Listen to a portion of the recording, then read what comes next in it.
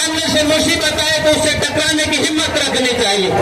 छोटी छोटी बातों पर समझौता कर लेते हैं आर्य समाज के लोग। शिवलिंग के ऊपर दूध चढ़ाने के लिए ये लोग जाएंगे, सरस्वती की पूजा अर्चना करने के लिए ये लोग जाएंगे, डुबकी लगाने के लिए भी यही लोग जाते हैं। और बड़े दुख की बात है, बड़े बड़े नेता कह देते हैं कि अब की बार हमने महाकुंभ में बड़ी व्यवस्था की। आर्य समाज के मन से कहते हैं कि अब की बार डुबकी लगा करके अपने सारे पाप काटना। विशालकाय और स्वर्णिम इतिहास की बलिदानी परंपरा को बचा करके रखने की हिम्मत रखते हैं तो हमें डंकों की चोट पर खड़ा होकर के इन समझौतावादी लोगों को दरकिनार करना पड़ेगा। बनाया गया 12,000 से ज्यादा कार्यक्रम आयोजित किए सरकारों ने, और दुख की बात है कि एक कार्यक्रम के अंदर भी ऋषि दयानंद का नाम नहीं लिया जाता, आर्य समाज का नाम नहीं लिया जाता, स्वामी सर्वानंद का नाम नहीं लिया जाता, लाला लाजपत राय का नाम नहीं लिया जाता, शहीद आजम भगत सिंह का नाम नहीं लिया जाता, पंडित राम प्रसाद बिस्मिल और अशफाकुल्लाह खान का नाम नहीं लिया जाता। तो मैं ये कह सकता हूं कि ये आर्य समाज के साथ भी षड्यंत्र है। परमात्मा आपको और ज्यादा ताकत, शक्ति, सामर्थ्य और साहस प्रदान करें ताकि आप ऋषि दयानंद के उस मिशन को पूरा कर सके जिनके लिए उन्होंने न सिर्फ 17 बार जहर पिया बल्कि 40 से ज्यादा बार जिनके ऊपर हमले हुए, वो समाज के इस मान सम्मान को बचाने के लिए खड़े रहे, ऋषियों की उस परंपरा को बचाने के लिए खड़े रहे जिसके माध्यम से इन बच्चों को संस्कारित करने का अभियान कभी महापुरुषों ने प्रारंभ किया था। मैं लंबी चौड़ी बात नहीं करूंगा, लेकिन 2-3 बात आपके बीच में रख करके अपनी वाणी को विराम देना चाहूंगा। वर्तमान का जो दौर चल रहा है, हर व्यक्ति अपने अस्तित्व की लड़ाई लड़ रहा है। बहुत से सामाजिक संगठन अपने अस्तित्व की लड़ाई लड़ रहे हैं, बहुत से राजनीतिक दल आज अपने अस्तित्व की लड़ाई लड़ रहे हैं। और यदि मैं कहूं कि आज आर्य समाज भी अपने अस्तित्व की लड़ाई लड़ रहा है तो इसमें कोई गलत नहीं होगा। और दुख की बात यह है कि आर्य समाज के अंदर जो लोग बैठे हुए हैं उनकी वजह से भी कहीं न कहीं आज खंडित दिखाई देता है। मैं एक पोस्ट देख रहा था अभी आते आते, एक आर्य समाज का नौजवान जो बैकडोर एंट्री से आर्य समाज में आया हुआ है। मैं इशारे से आपको बात कहूंगा, आपको सीधी सीधी बातें समझ में आती चली जाएंगी। बैकडोर एंट्री के जो आर्य समाजी हैं वो ना तो पाखंड का विरोध करते आपको दिखाई देंगे, न उनको ये दिक्कत कि आपके साथ में बैठने वाला व्यक्ति नशे में धुत रहता है, उसको ये भी कोई दिक्कत नहीं कि वो अंडे या मांस खाता है, परंतु आर्य समाज में आएगा, आर्य समाज का प्रधान भी बनने का प्रयास करेगा। और जिस दिन वो प्रधान बन जाएगा उस दिन अग्निदेव जयपुर ढिल्लो इन जैसे लोगों को तो साइड में कर देंगे कि तुम्हारी जरूरत नहीं है, आर्य समाज को हम चलाएंगे। ये जो बैकडोर एंट्री के आर्य समाजी इनको पहचानने की आवश्यकता है। एक सीधी सीधी पहचान आपको बता देता हूँ, ये अक्सर उन मंचों के ऊपर जाते हैं जहाँ पर बड़ी से बड़ी दक्षिणा मिलती है। मैं दक्षिणा का विरोधी नहीं हूँ, मैं तो बाबा जी हूँ, खुद दक्षिणा पे आधारित हूँ, पर उन मंचों के ऊपर जाकर के जो ऋषि ध्यान के विचारों के खिलाफ काम करते हैं वहां बैठ करके कोई व्यक्ति आर्य समाज का कार्यकर्ता वहां जाता है तो मैं कह सकता हूं कि वो आर्य समाज का कार्यकर्ता नहीं। आजकल एक यात्रा चल रही है इस देश के अंदर और एक ऐसे नौजवान ने यात्रा निकाली जो कहता है कि इन महिलाओं को वेद मंत्र बोलने का अधिकार नहीं है। वो ये भी कहता है कि शूद्रों को वेद मंत्र बोलने का अधिकार नहीं है, उनको यज्ञोपवीत लेने का अधिकार नहीं है, महिलाओं को यज्ञोपवीत लेने का अधिकार नहीं है। ऋषि दयानंद का सबसे बड़ा कोई कार्य था तो इन महिलाओं की वकालत थी, उनकी शिक्षा थी। उसका विरोध करने वाले व्यक्ति के चरणों में बैठ करके कोई नौजवान ये कहे कि ये भगवान है और वो कहता है कि ऋषि दयानंद के बाद, राम के बाद, कृष्ण के बाद ये व्यक्ति पैदा हुआ है जो बहुत बड़ा काम करके जाएगा। मैं ये कहना चाहता हूं यदि नौजवानों ने, आर्य समाज के विद्वानों ने, उपदेशकों ने यदि सिद्धांत से समझौता कर लिया, हो सकता है आपकी जेब में 4 पैसे आ जाएंगे, आपकी कोठी बंगला भी बन जाएगा, आपकी इमारतें भी बड़ी बड़ी खड़ी हो जाएंगी, लेकिन ऋषि ध्यान के वो सपने चकनाचूर हो जाएंगे जिनके लिए उन्होंने अपने आप को इस देश की बलिवेदी पर आहुत करने का काम किया। आप इतिहास में जाकर के देखेंगे ऋषि ध्यान की हत्या करने वाले कौन थे? वही लोग थे जो लोग आज मंचों पर बैठ करके ऋषि ध्यान को गाली देते। जिन लोगों के पीछे लग करके आज के नौजवान आर्य समाज की बैकडोर एंट्री के जो लोग हैं उनका महिमा मंडन आर्य समाज के मंचों से करते हैं, वो ऋषि ध्यान के हत्यारे। जिस ऋषि दयानंद के एक इशारे के ऊपर लाखों नौजवानों ने यह प्रेरणा ली कि देश की आजादी के आंदोलन में अपने आप को लगा करके अपनी आहुति इस देश के लिए देनी। आज उस ऋषि ध्यान के विचारों को बचाने की आवश्यकता है। इस देश को भाषा के नाम पर तोड़ने का षड्यंत्र किया जा रहा है। इस देश को जाति के नाम पर तोड़ने का षड्यंत्र किया जा रहा है। इस देश को सांप्रदायिकता के नाम पर तोड़ने का प्रयास किया जा रहा है। इस देश को छोटे और बड़े के नाम पर तोड़ने का प्रयास किया जा रहा है। ऊंच और नीच के नाम पर तोड़ने का प्रयास किया जा रहा है। अमीर और गरीब के नाम पर तोड़ने का प्रयास किया जा रहा है। और दिक्कत की बात है कि आर्य समाज के लोगों को जो बैकडोर एंट्री से आए हुए हैं उनको दिक्कत नहीं, वो वहीं जाकर के बैठेंगे। आप राजनीतिक विचार से किसी पार्टी में बैठे, मुझे कोई दिक्कत नहीं है। आप किसी सिद्धांत को मानते हैं, मुझे कोई दिक्कत नहीं है। आप किसी के साथ उठिए बैठिए, लेकिन आर्य समाज के विचारों से यदि आपने समझौता कर लिया तो मैं ये कह सकता हूं कि आर्य समाज ज्यादा दिन तक चलेगा नहीं। 75 साल इस देश की आजादी को हुए नहीं है और इतिहास के अनुपन्नों को मिटाया जा रहा है, जहां लिखा हुआ था कि देश की आजादी के आंदोलन में सबसे बड़ा योगदान किसी एक संगठन का है तो उसका नाम आर्य समाज। एक व्यक्ति जो इस आंदोलन को अग्नि दिखाने का काम करता है उसका नाम ऋषि दयानंद।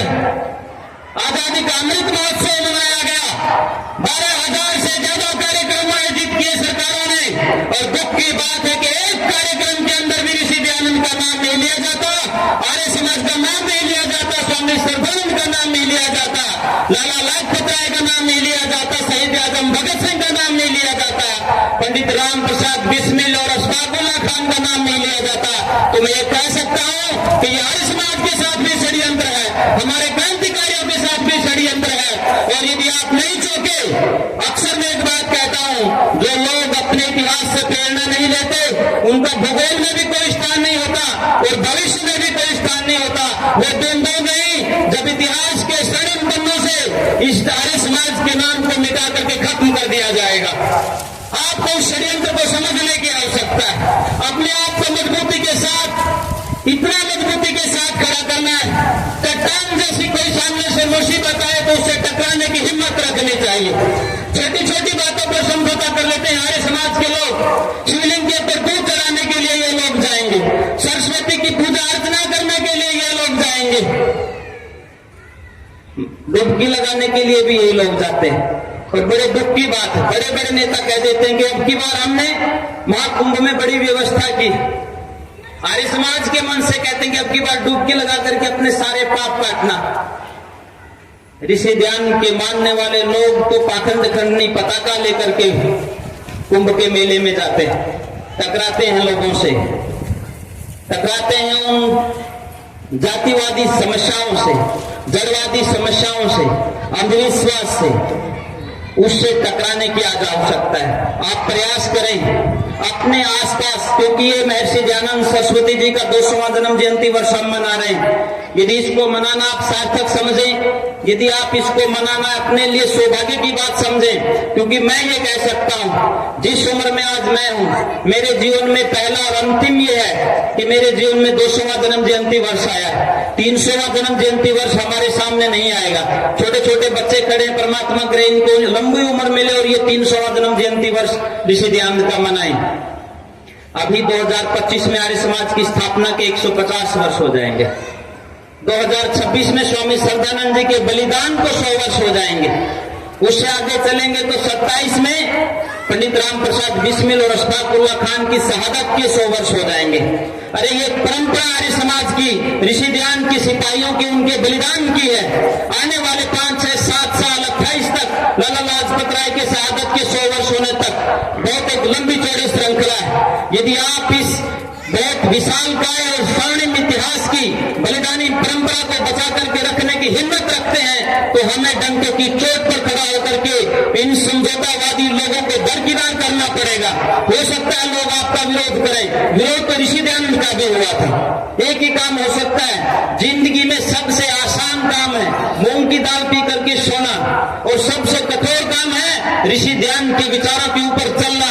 यदि आप ऋषि ध्यान के विचारों के ऊपर चलने की हिम्मत रखते हैं तो निश्चित तौर पर आगे बढ़ने की आवश्यकता है। और मुझे गर्व है जो मेरे सामने बैठे हैं ये वो लोग हैं, एक एक व्यक्ति के पीछे सैकड़ों सैकड़ों नौजवान खड़े हैं जो अपने आप की आहुति देने के लिए तैयार खड़े हैं। मेरे से पूर्व वक्ताओं ने कहा कि भीड़ नहीं होती है, जब भीड़ की जरूरत होती है तो इसी आर्य समाज में भीड़ भी होती है। आपने पिछले साल का कार्यक्रम देखा था खटखड़ में जो हुआ, लोगों की उपस्थिति में वो कार्यक्रम हुआ और उसमें पूज्य स्वामी आर्यवेश जी ने जो संकल्प दिलवाए नौजवानों को, हिम्मत आप करेंगे आगे आने की तो लोग आपके साथ खड़ा होने के लिए तैयार हैं। लेकिन लोग डरते हैं कि आपके बीच में जो बहरूपिये बैठे हुए हैं, जिनको खतरा इस सारे समाज को भी जिनसे खतरा है, इस देश को भी जिनसे खतरा है, जो कुकुर मुत्ते की तरह से कल पैदा हुए हैं। और इतिहास पढ़ करके देखना, जो आज अपने आप को राष्ट्रवादी संगठन कहते हैं, मैं आपके सामने एक प्रश्न छोड़ करके जा रहा हूं, कभी बात अपने दिमाग में जब घुसे तो शांति से बैठ करके सोचना कि इस राष्ट्रवादी संगठन ने कभी शराब के खिलाफ बोला क्या, शराब के खिलाफ कोई आंदोलन किया क्या, गो हत्या के विरोध में कोई आंदोलन इन्होंने किया क्या, मांसाहार के खिलाफ इन्होंने कभी आंदोलन किया क्या, शाकाहार के पक्ष में और सदाचार के पक्ष में ये लोग कभी बोले क्या? आपको इतिहास के पन्ने में एक अक्षर इनके समर्थन में आपको दिखाई नहीं देगा जो आज राष्ट्रवाद का प्रमाण पत्र बांट रहे हैं। आपको सजग होने की आवश्यकता है, आपको सावधान होने की आवश्यकता है। हमारे शीर्षस्थ नेता यहाँ उपस्थित है, पूज्य स्वामी आर्यवेश जी भी और प्रोफेसर विठल राव जी भी। उनके चरणों में एक निवेदन कहकर के अपनी बात का विराम देता हूँ कि ये आर्य समाज ने इस देश को जब जब और जैसी जैसी जरूरत पड़ी वैसी भूमिका निभाई। ऋषि दयानंद अपने घर से निकले थे तो उन्होंने कभी नहीं सोचा था कि मुझे मूर्ति पूजा का खंडन करना है। उन्होंने कभी यह भी नहीं सोचा था कि मैं पाखंड खंडनी पताका लेकर के कभी हरिद्वार में जाऊंगा और वहां पाखंड खंडनी पताका गाड़ करके देश की जड़ताओं को तोड़ने का प्रयास करूंगा। वो घर से निकले तो उनका उद्देश्य यह भी नहीं था कि मुझे देश आजाद कराना है। वो घर से निकले तो उनका उद्देश्य यह भी नहीं था कि मुझे इन महिलाओं की वकालत करनी है, इनकी पढ़ाई की बात करनी है। जब वो घर से निकले तो उनके दिमाग में यह भी बात नहीं थी कि मुझे शूद्रों की वकालत करनी है, उनको भी समाज में बराबरी का दर्जा दिलवाना है। उन्होंने ये नहीं सोचा था कि मुझे हिंदी के लिए काम करना है। उन्होंने ये भी नहीं सोचा था कि मुझे वेद की विचारधारा का प्रचार प्रसार करना है। वो तो घर से निकले थे एक संकल्प लेकर के कि मुझे असली शिव की खोज करनी है, असली शिव को प्राप्त करना है। एक गुरु मिला जिसने उसके भविष्य को बदल करके रख दिया। गुरु विरजानंद जी की कुटिया में बैठ करके जो उपदेश उन्होंने सुने उसको अपना संकल्प बना करके वो घर से उस आश्रम से निकले थे और देश भी आजाद करवाया। भाषा के नाम पर बहुत बड़ा काम किया, गौ रक्षा के नाम पर बहुत बड़ा काम किया, पाखंड अंधविश्वास को मिटाने के लिए बहुत बड़ा काम किया। आज हमारे सामने तो दो गुरु बैठे, विठल राव जी भी और पूज्य स्वामी आर्यवेश जी भी। उनके एक संकल्प के साथ, एक इशारे के साथ सैकड़ों नौजवान अपनी जान को हथेली पर रख करके अपने आप को आहुत करने की हिम्मत और ताकत रखते हैं। जैसी जैसी भूमिका इस देश को इस आर्य समाज से एक अपेक्षा के रूप में रही, सारे समाज ने वही भूमिका निभाई।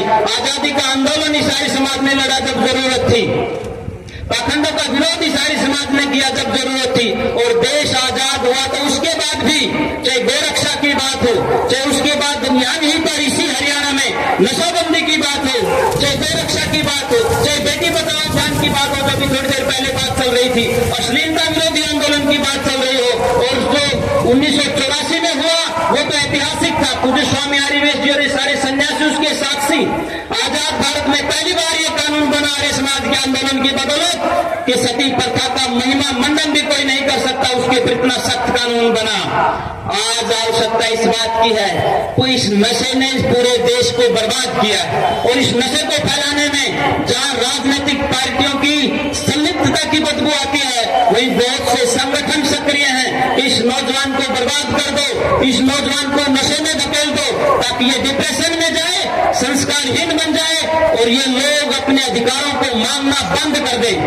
आइए एक आंदोलन इस नशे के खिलाफ हम लोग करेंगे, नशा मुक्ति अभियान यहाँ से चले। और मैं तो केंद्र सरकार से निवेदन करता हूँ, आपने एक कार्यक्रम चलाया नशा मुक्ति अभियान का बड़ी योजना से। आप सिर्फ ड्रग्स को कहते हैं कि ड्रग्स नशे में आएगी, पर शराब जो है वो नशे में आपने शामिल नहीं की है। मैं उसके लिए भी कहता हूँ, नरेंद्र मोदी जी मन की बात के माध्यम से कहते हैं जो नशा आप करते हैं उससे जो पैसा आता है वो पाकिस्तान में जाता है, और पाकिस्तान से गोली बन करके हमारे शहीदों की छाती को छलनी करने का काम करता है। तो मैं कहना चाहता हूं बहुत जिम्मेदारी के साथ कि क्यों नहीं नरेंद्र मोदी जी एक झटके में, जिस प्रकार से आपने 500 का नोट बंद किया था, आप 3 कानून लेकर के आए थे, किसी से पूछा नहीं था, तो बिना किसी से पूछे आप डंके की चोट पर कह दीजिए कि आज से कल जब सूर्य निकलेगा तो इस भारत के अंदर कहीं पर भी नशा दिखाई नहीं देगा, चाहे वो ड्रग्स की शक्ल में हो, चाहे शराब की शक्ल में हो। और आप जिस प्रांत से आते हैं उस गुजरात में जब शराबबंदी और नशाबंदी लागू हो सकती है। जिस संगठन के साथ मिलकर के आप सरकार चलाते हो, बिहार में नशाबंदी हो सकती है, तो पूरे देश में नशाबंदी क्यों नहीं हो सकती है? आपकी नीति और नीयत दोनों में कहीं ना कहीं अंतर दिखाई देता है। यदि आप चाहते हैं और आप कहते हैं कि मैं इस भारत माँ का सच्चा सपूत हूं, तो ये घोषणा कीजिए आप अपने मन से और लाल किले की प्राचीर से बोलिए कि आज से इस देश के अंदर नशाबंदी लागू की जाती है, कोई नशा मेरे देश में नहीं रहेगा। जिस दिन इस देश में नशा बंद हो जाएगा तो ये ऋषि मुनियों की परंपरा, ऋषियों का जो देश है वो पुनः बन जाएगा। कहते हैं कि विश्व गुरु का भी ये भारत रहा था और उस विश्व गुरु की नींव तब पड़ेगी जब इस देश के अंदर नशा बंद होगा। जिस दिन नशा बंद होगा तब हम सब मिलकर के बोलेंगे जो बोले सो अभय, वैदिक धर्म की जय। आप सबने मुझे समय दिया, बहुत बहुत धन्यवाद।